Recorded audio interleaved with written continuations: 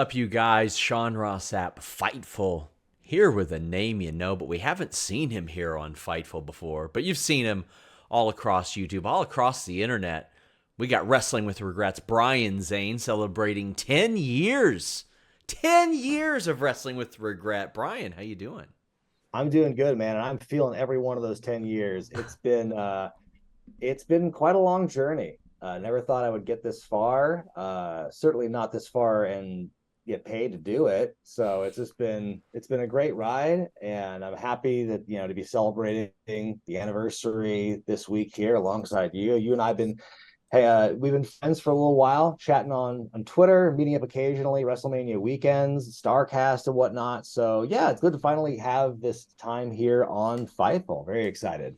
So I want to kind of go into how I discovered Wrestling with Regret. In 2016, I wrote an article that kind of changed my career. I interviewed Muhammad Hassan. It was the first time he had been interviewed about wrestling, I think, since he left, except for maybe something he did for a graphic novel. And I kept the rights to that article. And then when Fightful started, I was like, well, I'd really like Fightful to get that SEO. And I was like, okay, I need a thumbnail for this. I need a video, because what we do is we embed video URLs at the top of our articles. And I typed in Muhammad Hassan, and I watched your video, and it was the most incredible look at his run that I had ever seen. And I was like, man, this is perfect to put at the top of this, because it added so many different layers and emotions to what exactly it is that we saw with Muhammad Hassan, which was an Italian man portraying a stereotype of somebody else. What's the wildest way you've heard of somebody becoming acquainted with your content? Oh man. Um, I think the craziest experience for me, finding out that somebody else had watched my stuff. Well, the top one for me was like when what was it? I think it was 2015 when I did the Cornette Gets It Wrong skit, Oh, yeah. and Jim Cornette himself retweeted that. And like that same day, also like Colt Cabana and Nick Jackson did too. So it's like, talk about opposite ends of the spectrum approving this one video. But that was definitely like, I could not focus on my day job for the rest of the week after that happened. In person though, I think the wildest for me was I was at WrestleCon in 2017 in Orlando, and I remember like going around getting just like B-roll for my vlog that I was shooting. And I remember just before I was about to film one shot, I was standing kind of close to the BWO table, Oh, yeah. and then like as I'm just about to hit record, I see Stevie Richards just like walk right in front of my lens like that, and it's like he's like this close to me, and I'm like, hi there, Mr. Richards. He's like, hey, I just want to let you know, big fan of your work. Like, whoa, okay, that was like totally disarming. And as we're talking, all of a sudden, like one man gang, who's like the table over, just walks by, and he's like, I like your stuff too, kid. I'm like, what is going on One right man now? gang. Yeah, I didn't even know a he had king the internet. himself. I know, right? Yeah, that was kind of a shock. And so, yeah, those were really cool like moments, and like I picked up little moments like that, like a lot in the last 10 years. People who I would never have expected to see my stuff. Like I actually, I talked this year in LA. I talked to a referee who said like, oh, like I was introduced to your channel from Natty and Natalia and TJ Wilson. I'm like, they know who I am. Like what? That makes no sense to me. But it's like, yeah, it's just been crazy. Like the wrestlers who reached out to me, the people in the business, like that's to me how I know that like on some level I've made it. It's like if the boys and if the wrestlers like know who I am, and they don't hate my guts, like it's great. If that didn't tell you that you made it, I think you got 5 videos that have cracked 1 million, one that's cracked a couple million. How did it feel, and what goes through your mind as you're seeing that view count like just go up, up, up, and then it hits that million threshold? Because that's a major milestone for somebody who creates content, whether it be for a hobby, for a living, just in general. You hit that benchmark. It's a major milestone. Yeah, no, it's great. I wish that of those videos that reached 1 million, I wish I was getting they were monetized, but they're because they're the older videos, and it's before I knew how to edit more cleverly, and so everything got taken down. But yeah, no, hitting 1 million is always really cool. Like haven't hit that number in a little while, but the ones that did hit, it's like it is very validating. Like when there's that many people who want to watch your stuff, because like YouTube is this endless sea of content. There's so many creators out there. I think I read somewhere the other day there's like 100 million channels out there technically, Wow. some rough number, and like less than 1% of that number have subscriber counts of over 100,000. So you just do that math and you realize just the statistical improbability of having videos that get that many views. It's wild. It's just something that I never, like, none of what I'm experiencing now is anything I could have predicted to happen like 10 years ago when I was just doing this as a hobby and like, oh, I just want to like kind of like be wrestling's nostalgia critic or wrestling's angry video game nerd. I always loved Angry Video Game Nerd as well, and that is what it reminded me of when I came across Wrestling with Regret. Was that like what was the specific tipping point that you remember where you're like, all right, I'm gonna make a channel? Because I mean, even 10 years ago, YouTube had been around for 6 or 7 years at that point, at least, and pretty broadly as well. But like, what was the thing? Was there a specific moment or thing where you go, okay, I see a void here that I can fill in wrestling coverage or wrestling media in general? Yeah, I mean, the idea had actually rattled around in my head for a couple of years before that because I was active on YouTube in college. In the very early years of YouTube, it's where a lot of my like school projects ended up. Mm-hmm. And if you look for the personal Brian Zane YouTube channel, which I've long abandoned, but all my old projects are on there, so you can see, you know, 20, 21-year-old me and my friends like doing stupid skits that I did for college credit.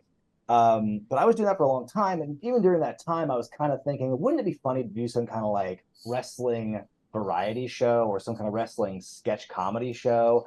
And I had all these ideas, but they never went anywhere because I didn't have like the equipment or the connections or the manpower for a crew or anything. And so I kind of had that idea for a while. And then I was also, like I said, fan of like Doug Walker and James Rolfe and watching their content and seeing a bunch of other people in that same kind of genre of like nerdy guy doing, funny video essays about dumb things in whatever form of media they cover. And it's like no one was really doing that for wrestling at the time. And so I was like, well, why don't I do it? And that's kind of like how it began. But again, it took a long time for that idea to actually get to the point where I'm like, okay, now I'm going to do it. And so like I let these ideas kind of build up, and finally, like I got a camera, like this cheap $80 JVC Averio camcorder, which only turns on when you flip open the side viewfinder. Oh, So wow. that's the kind of technology I was working with at the time, and I had like a few core ideas where I'm like, okay, these would be good topics for like a video essay, and just like I put out like four of them, like really close to each other, and then I kind of do some more. But like that was the whole concept of this. I just wanted to kind of be that type of critic or that kind of content creator, but talk about wrestling because no one had really done it to that level with that level of like editing and like writing, that sort of thing. Because people were on YouTube talking about wrestling, but it was all like, what happened on Raw last night, Yeah. And that's something I at the time didn't really want to do. So when you first start out, do you already have like a significant list? Like this could be covered, this could be covered, this could be covered. How does that process work? Because at that point, you got sort of a clean slate. There's no topics that you've covered. You haven't hit these things over and over again. So like, what were some things initially where you're like, okay, well, that would be a big one for this type of episode, or etc. Yeah, no, I mean, like I've got like somewhere deep in the recesses of this computer, there's some Word document that has like all the ideas I ever came up with in that first year. And I have like a huge list of things. And most of them have been turned into videos since then, or like the early versions of like, what if I just try and do like a long form video on like Kane? And then like as I'm doing it, I'm like, oh, this is gonna be like an hour-long video. There's no way I'm doing this. So like, what if I just condense that into like a listicle and just do a countdown of the particularly bad things? Yes. Yeah, and like there's so many ideas, and there's still more. The great thing about wrestling is like for as much stuff as there is in the past, and there's an ever expanding stuff that's happening in the future and the present. There's always like wrestling. Wrestling is always happening, often in spite of itself. And so I think that when you've got that kind of that amount of content like available and amount of topics, like there really is no limit. And I was really lucky to have kind of like this early list of things where it's like wrestling's got a lot of stuff you can like make fun of and put to video. And it was funny because I think another kind of thing I closely compare myself to is like Wrestle Crap. I don't know if any of y'all remember WrestleCrap.com. It's still around, hosted by R.D. Reynolds. And it was that was kind of my early entry into like covering wrestling in a comedic way. Because when I was in college, I discovered that website, and actually I might have been in high school when I discovered it, and it was yeah, it was phenomenal to see that stuff. And I was other writers kind of do very similar things. And that was kind of the entry point for me. So, in a written sense, I kind of consider myself a video form of WrestleCraft.com, where there's always little things here and there of these really just like questionable ideas and gimmicks. And yeah, like if I don't think too hard about it, I can actually make a pretty clever video about it, if I don't overthink it. So whether, like, speaking of overthinking it, not overthinking it, I'm interested in your prep for like your classic pay-per-view reviews as well. Like you going back and watching previous SmackDowns, or do you kind of remember that stuff? Because some people have that memory that where you sort of catalog that. Like how do you prepare for something like that that maybe you have a great recall on, maybe you don't? Yeah, like I will say, like the time period that I have the most fun covering is all the stuff that I remember watching the most vividly. So Sure. like Attitude Era to like Ruthless Aggression era is the stuff that I probably of WWE specifically is like the stuff that I have the best like inner knowledge of. But I will still go back and I watch those like Raws and SmackDowns like in the month leading up to it, just to give me kind of a refresher course on like what's happening. But also it's like I do that like watching any show now. I watch like the previous 4 or so weeks of TV programming to get an idea, because like I used to when I was doing the classics at the beginning, I would just kind of go in with no context, and you can see that in some of the ways I cover those things. But I try to be as informed as possible now, so I am trying to like Yeah. watch that stuff, and even with the things that I'm like I just covered Fully Loaded 98, which is kind of like the beginning point of my fandom that time of year. So it's like a lot of these things that we're seeing on Raw at the time is still like, oh my God, I still have very, very close memories of these things happening, like Undertaker unmasking his cane for the Yes. first time, and just some of those crazy moments. And it's just like that's the most vivid to me. But yeah, I try and do my due diligence, and I'll like watch the shows, and like I'll listen to any kind of podcast I can about it. Like I take the Pritchard and Bischoff podcast with a little bit of a grain of salt, but it is good to have the context of like the time and like setting the table, figuring out what was going on at that time. Getting their insight on it is helpful. And so I just try and like, and I'll, find other content out there. It's like other things, like lists about what happened at this show. Just trying to like give myself as much of a education on it as I can before I like, finalize my notes and sit in front of the camera and film. I understand you did some training years before this even. How do you feel like that may have helped you, or did it in this particular situation? Because content creation is different, but I've always felt when breaking down a match that the fact that I did some training, it really benefited me in that regard, because you can kind of see if something goes completely awry. Because in wrestling, there are situations, we can point to the Jeff Hardy thing a few weeks ago. A lot of people thought that was unintentional. It's kind of up for debate now, but then you look back at certain situations, and you're like, oh, he's done that before, and this is how he landed, this is how it worked. How do you feel that benefited you, or did it? Yeah, and it's funny. Christopher Daniels a few years ago in AEW had a very similar thing where he did Yes. that springboard and he slipped, and like, yeah, that's totally a work. But yeah, I think I trained to wrestle for a few years. When I got in, so I was like 18 or 19 when I started, and I trained with Buddy Rose and Ed Nice. Wiskowski, better known as Colonel De Beers, and that was a great education. I didn't, I wasn't the most athletically gifted, you could tell, and it was, I wrestled for a year and I transitioned into managing about a year after that. I've been doing that kind of thing ever since. But I think having that knowledge, like it's not a requirement to be an observer or a critic of wrestling, but I think having that knowledge certainly helps, because what it does for me is like I'm always going to be sympathetic toward like the wrestlers themselves. I rarely, if ever, will attack a wrestler, Yeah. for a storyline or a character or whatever. I kind of point that at the people who wrote that. And wrestling is, it's a very, it can be a difficult thing for even the most ardent experts. And so like I kind of overlook botches and things like that. And it's just like it just gives me the added context of like what a wrestler is going through. Because not everyone knows that, and you can talk about it all you want, but I think unless you actually get in the ring and feel that and try and work a match, like you're not really ever gonna know. You mentioned Angry Video Game Nerd. Did you have any other influences, like even beyond his Angry Video Game Nerd stuff? I remember watching like You Know What's Bullshit and stuff like that he did that I really enjoyed. But did you have any other particular influences that maybe helped shape what you do? Oh yeah, I mean like I get a lot of my humor from, and especially like the way I talk and deliver jokes. I kind of got a lot of that from my dad. I also big fan of Weird Al Yankovic my whole life, and so I get some of my humor from that. My favorite comedian is like Patton Oswalt, so some of the delivery, some of the humor comes from that. And like I mentioned, also wrestlecrap.com. It's like that's I'm trying to think of other influences, but those are the biggest ones. Like Looney Tunes is something that I've always kind of considered a big like Nice. creative comedic influence for me. It's those Warner Brothers cartoons.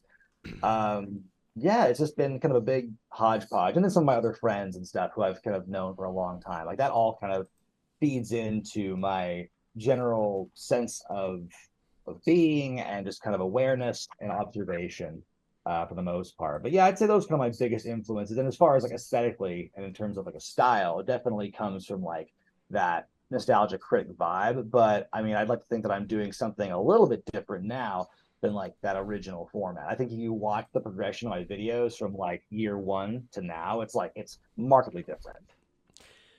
So we had mentioned your influences and all that, but if not wrestling, would you be creating content for something else? Would it be like movies or video games or I don't know, checkers or backgammon even? Like who knows?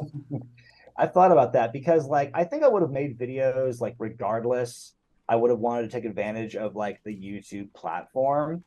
I probably would have done something like movies and stuff, but like that market has already been filled so much. It's like it would have been hard to get a foothold. I kind of defined my life in various phases based on like what I was obsessed with at the time. That autistic brain of mine. Like, okay, when I was little, it was like nothing but Ninja Turtles, and then it was like nothing but Power Rangers, and then it was nothing but Star Wars / South Park was kind of tied for a while, and then like wrestling happened, and that was it for me. Like wrestling in '98, and so I think in an alternate timeline, maybe I would have been a South Park YouTuber or a That's pretty Star cool. Wars YouTuber or something like that, or maybe some other show or Dallas would have caught my eye, and I would have been hooked on that if not for wrestling. But no, I'm glad it was wrestling because I mean, wrestling to me is just like always so fun. It's fun to talk with people about it. It's fun to even debate with people about it from time to time. It's just like it's fun to kind of like share the love of wrestling. Like growing up when I became a fan of wrestling, not too many people shared my love of it. Even though it was the hottest thing at the time in the late '90s, like I had so few friends who were like actually into it. And my parents sure as heck did not care for me liking wrestling either. Same. So it was just kind of hard. But yeah, that's kind of what's so great about now because we have like the communities that we form through social media and like my channel, and it's like it's people talking about wrestling and enjoying wrestling. That's kind of at the end of the day what I want to do. I know this is a question you get a lot, and I know that I saw it when I announced that we were doing this interview. Somebody said, any advice for someone looking to start creating fun, evergreen wrestling content? Feels like Brian's the only one who feels the AVGN, but it's wrestling niche. And I think they answered their own question. You found something that you were unique at, and you excelled at it. Yeah, I mean, really the goal in YouTube that I learned early on was just like you've got to find a niche and kind of exploit that because yeah, at the time nobody was really doing that style of video about wrestling. And so I thought, okay, I've got creative writing background. I've got like performance background from being like theater kid growing up and being in wrestling and being this character. And so like, yeah, let me and I have this knowledge about wrestling. So like let me do it. And I think that paid off ultimately. Yeah, I think if you're able to find something that your unique selling proposition, your USP basically is a term I heard a lot working with salespeople in my old day job. Find something about that and make that your thing. And obviously now with however many channels there are, it's harder to find that one thing that makes you different or makes you stand out. But it's like, if it's not your production, it's like your personality or it's subject matter or it's something like that. It's got to be something that you do better than anyone else. And you just have to keep at it. Like I always tell people that the most important things about success in YouTube are like patience, persistence, and also a whole lot of luck.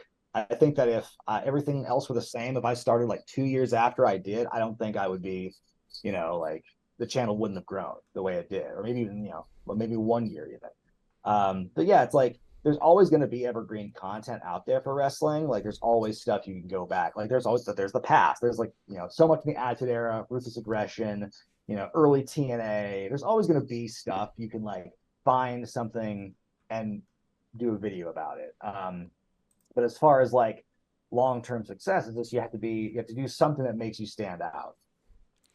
What do you think is your masterpiece? What do you think is the best piece of content that you've ever done? Like if somebody were to say, what are you most proud of? What would it be?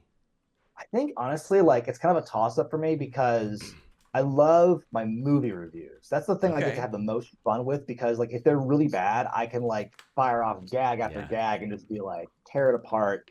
And those are the ones I have the most fun with. And so the ones I've had the most fun talking about are like the Ultimate Deathmatch movies, in which I appear briefly in the third one, and that was kind of like one of my favorite moments in the channel, was like that big twist of like, oh my god, like Brian's in this thing, what everything is a lie basically.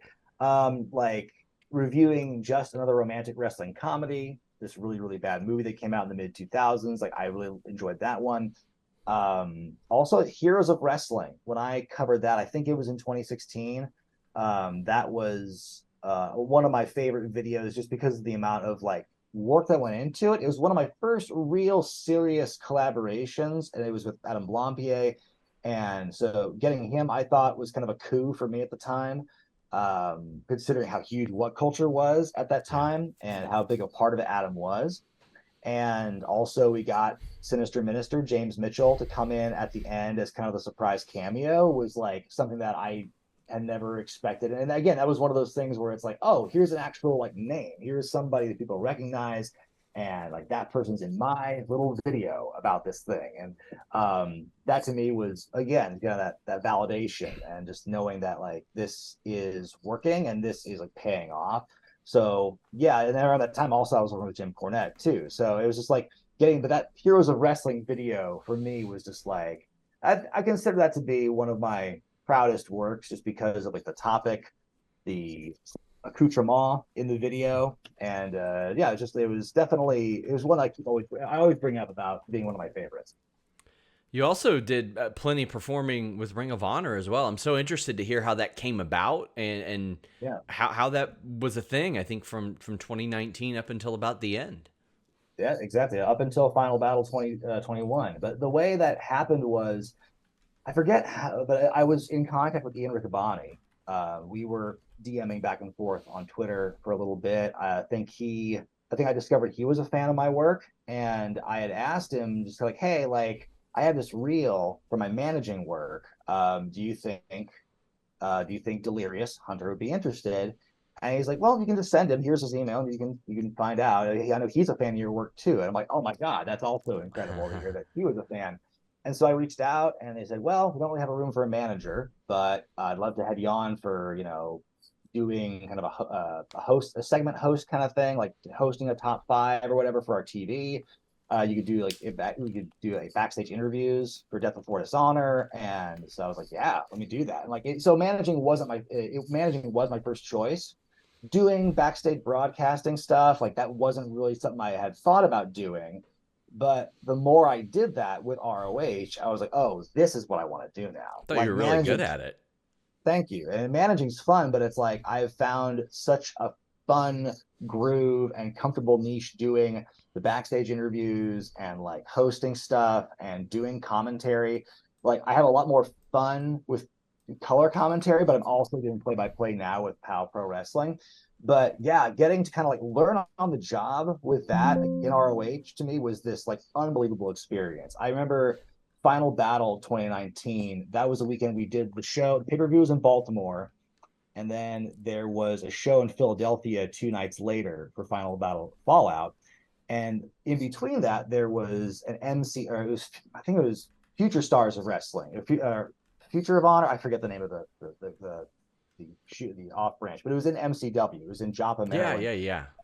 And I remember like doing something on all 3 nights where it's like on Final Battle, I had a couple segments in the pre-show. And then the next day in Joppa, I did ring announcing. I was pinch hitting because the ring announcer there was couldn't make it. And so I filled at the last minute. And then the next day we were in Philadelphia and I did commentary for one of the Fallout matches. And I was like, man, it's like wrestling. It's kind of like wrestling fantasy camp in a way, where it's like I'm put in this position of all these different jobs. I'm like, do I really belong here? Like, am I just playing a role? But it was so cool. And like being with ROH was such a fun experience, such a rewarding experience. I learned like so much about so many things, like interacting with the wrestlers there. I learned so much about the craft of doing backstage interviews. Like I'd say like Matt Taven, Dalton Castle, Jay Lethal, Maria Kanellis Bennett were all really helpful to me in my like development of that. Zane Decker as the producer for the promos, who now works with AEW. He's a real gem. And I learned so much from those folks. And of course, also from like Ian Riccaboni and Caprice Coleman on commentary. Delirious was very helpful as well. It's like I had a great support system there. And it was definitely one of like the coolest locker room environments I'd ever been in. And I've been involved in wrestling since 2006. Been in a lot of locker rooms. And I feel that this was the one where I'm like, this feels the most like a tight-knit group of guys and gals. Like everyone's there with like a singular goal and a mission. And yeah, from my experience, it was just an amazing time. And, I'm disappointed that it ended. I was going to ask how you found out about that, because everybody I talked to, it feels like some people were on the Zoom, other people just didn't know until they got word about the Zoom call. I was on the Zoom when we found out that Final Battle and the TV tapings before that were going to be it. Mm-hmm. So I was there. I saw the reactions from my colleagues, and it was devastating. It was very shocking. And yeah, that's how I found out about that. And it was an emotional time. Like the tapings, I want to say, because the tapings came like a couple weeks before Final Battle. Tapings to me felt a lot more emotional, to seeing the people around, because that was a larger base of wrestlers. And I remember that last match that was taped, somebody started playing, I think it was My Way at the end, or it was some very emotional. It wasn't Green Day. That's too cliche. I think someone did My Way. It was a very emotional song, and like, God, it was like, why'd they do that? Just twist the knife. And I think so. That was the end of that. And then Super Card of Honor was going to happen in Texas for WrestleMania weekend. And then I was told that I was going to be on that show. It was going to be me and Denise Salcedo. We were going to be kind of co-hosts together during that show. And then the next day, the news came that Tony Khan bought ROH. And then eventually I reached out, and I was told I wasn't going to be part of the show. And that's fine. I thought Denise did a great job in her role. But that was kind of the way the ROH time officially ended, was at Final Battle 21. But it's like, it happened, and I get why they did that. And it was just a thing where, okay, this is going to motivate me, that I want to continue doing this. And I would, my goal at some point is to find my place somewhere in that greater wrestling sphere, like doing commentary or doing interviews. Like, that's kind of my goal right now, outside of the channel. And I had long heard that since the takeover, or around the takeover, the communication wasn't exactly great there either. With a lot of people, they didn't know. I had numerous people who were supposed to be booked for Supercard asking me if they were booked for Supercard. And I was like, I don't know, but here's who I think that you should reach out to. Like, it was a very confusing period for a lot of people, but I really liked your work in ROH. I thought that it was really, really good. I think they had a lot of people in ROH that were really shining through. I thought they made the best of their pandemic shows as well once they got them rolling. Like, hearing the Kingdom verbalized during their matches was always really funny. Like, they'd both be out, and you would hear one of them go, "Are you doing okay?" And the other one's like, "No, not at all." Like Yeah, I thought it was great. I thought they made a lot of vast improvements during the pandemic. those bubble shows, man, they were something else. Like I didn't start doing the bubble shows until a few tapings in because it started out very much bare bones skeleton crew, and they would just incrementally add more people as the restrictions loosened and everything. And so I came about like partway through that year, and it was a trip seeing like the empty arena and just like the ring, massive empty house and everything. But like the giant LED boards were cool. Yeah, I think the pandemic was it was very cool for ROH because not only did they like not fire anybody, ROH paid me for a gig I didn't even work because of the pandemic. Or I wasn't even going Yeah. to be on. Where it's like I told them because I remember it was like right after WrestleMania weekend in Tampa, there was going to be like a show loop for ROH. That was when they were going to re-debut the pure title. And then the pandemic happened, it was shut down. But I already told them before the pandemic, like, I can't do this show because it's right after WrestleMania weekend and I will not be able to have that time. So I already knew I wasn't going to be on there, but they paid me for that show anyway. And so I was like, that's very, very nice. Thank you, Ring of Honor, for that. Um, but yeah, no, the bubble shows were great, and their production and the choices they had, like incorporating a lot of like sports like statistics in that pure tournament, I think was something that really that whole tournament I think really kept ROH kept it very interesting during that pandemic time when there were no crowds and like you only saw what you saw after it aired. You didn't get too many spoilers about that. It was a really interesting time. To not have fans for a while was very bizarre. But then we would kind of slowly bring them back for different shows. But yeah, it was just every part of ROH, like even during those lean times, those weird, uncertain times, like the pandemic, it was still like an amazing learning experience. And that's the beautiful thing about your content is a lot of people get to learn along with being entertained as well. They're catching up on things maybe they've never seen. They're reliving things that they enjoyed or maybe they didn't enjoy whatsoever, which can sometimes provide some of the finer moments. What do you want to be remembered for in wrestling? Is it if you had to pick one thing, what would you pick? Um, I think one of the most common compliments I get from viewers is like you ignited slash reignited the passion in wrestling for me. I got so many people saying, "Man, I fell off wrestling years ago, but I found your channel and now suddenly I'm getting it, I'm following it Love that. again." Or I wasn't a wrestling fan until I watched your stuff. Like, if that's my biggest legacy, is like encouraging fans to follow wrestling and become fans or to become fans again, then I feel that that's it for me. That's my real legacy, more so than just like the channel itself or anything in particular I may have said or done or who I worked for. Like that's the kind of legacy I want to leave. Just somebody who could influence people to fall in love with this crazy business of ours. And even though sometimes it hurts us, Yeah. I do get a lot of I do get a lot of love back, and I think that's the thing I'm most proud of. I would say as a content creator over the last 10 years.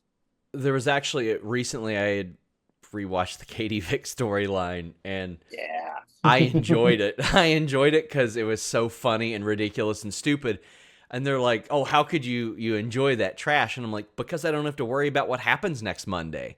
I don't have to worry about this affecting my livelihood right now because it's so bad. I can go back Oh and yeah. look at it and say this is so hilariously stupid, and the circumstances around it made it more enjoyable. Like somebody pitched this, somebody said, yes, this is a good idea. Then as they're actively producing it, nobody said, we can't do this at all. Like there are so many steps that have to happen for this stuff to make TV. People have to agree to do it. Like there's so many. And I don't have to worry about it affecting my Monday nights anymore. I watch it whenever I want. Mm-hmm. Do you find that that's easier for you because you're like, okay, I can look at this with at least more fun lenses now? Exactly. I mean, like, I think that's a great example, the Katie Vick stuff, because like I remember watching it live Yeah. at the time. And of course, this is one of the times where your dad walks in on you when you're watching wrestling or something. The one time it happens, and I had to turn away. Actually, this might have been after that, but it was like there was a time like that. But I think Katie Vick was one of the first times I actually like turned the TV off. And I'm like, I think I'm done watching for tonight. And but of course, yeah, I mean, you watch back a lot of heinous stuff that was heinous at the time, but like I feel now since then I've let my I've let things go a lot more, and I'm like not as uptight about certain things. So Of especially if course. it is like in the past, and like you said, like in hindsight, everything from there, it's like yeah, you kind of sit back and go, this is some just goofy stuff, like it's just really, I'll catch myself like something happening or a commentary line, and it's like totally throws me off guard, and it'll like have me wheezing. It's I just feel like, especially older things, but yeah, it's like it's fun to watch back at that stuff, and I feel that there's kind of this untapped potential right now in my channel where it's like I can look at these things I talked about 10 years ago and say with still relatively fresh memories about them, oh my god, this is so terrible, it's so bad, it's awful. But now if I feel if I want to watch it again, I could probably get some more enjoyment out of it and Yeah, maybe have a different opinion. So I think there will be some content coming in the next several months where I can kind of look back at that old stuff and kind of revisit my I thoughts love on that. it and see like, is it the same? Like, does Red or Rumble still suck? Like, I don't know. Maybe 10 years later, we'll see if what the jury says about that. So as we wrap up, let the people know where they can find you. Obviously, Wrestling with Regret, but anything else you got? Any channels, your Patreon, etc. Yeah, well, my Patreon is patreon.com/wrestling with regret. I'm also heavily involved in POW Pro Wrestling based out of Eugene, Oregon. That has a YouTube channel. You can check that out. You hear my voice on it every week because I'm doing play by play, and I also host. And I spin a lot of plates on that show, let's just say. Yeah, You can also find me on, excuse me, now at the very end of the interview, my voice is going. You can find me at Twitter at Zane Brian Zane. Find me on Instagram at Brian Zane, and my t-shirt page, prowrestlingtees.com/wrestling with regret. Also, the shirt I'm wearing here is for Mega Ran's new album, Wrestling is Real, People Are yes. Fake, the final track, and that is the theme that he did for Wrestling with Regret. He put that out, he wrote it a couple of years ago, and now it's finally got an official release. And so I'm just very tickled that that song is now part of his discography. Love Mega Ran, and we appreciate you, Brian. Check out everything he's got. One of the most entertaining and one of the nicest guys involved in wrestling. Brian, want to thank you so much for joining us. Well, thanks so much for having me. Till next time, guys, we're out. Nord. NordVPN.com/Fightful. What more can I say that I haven't already said? Well, I'm going to have to say a few things because this is an ad read for NordVPN.com/Fightful. You know, the way that I get UFC pay-per-views for 1/6 the price, the way that I'm able to unlock lots of content, the way that I'm able to keep myself browsing safely and securely when I'm on the road or when I'm at home on all my devices. This bad boy right here, this bad boy right here, all these bad boys around here that you can't even see are all protected with NordVPN.com/Fightful, a 30-day money-back guarantee. You already get a great deal on it. The amount in savings that I had the first month beat the price that I paid for the subscription itself. And again, works on all your devices with one subscription. NordVPN.com/Fightful. Check out their many great tiers and tons of other great features. NordVPN.com/Fightful.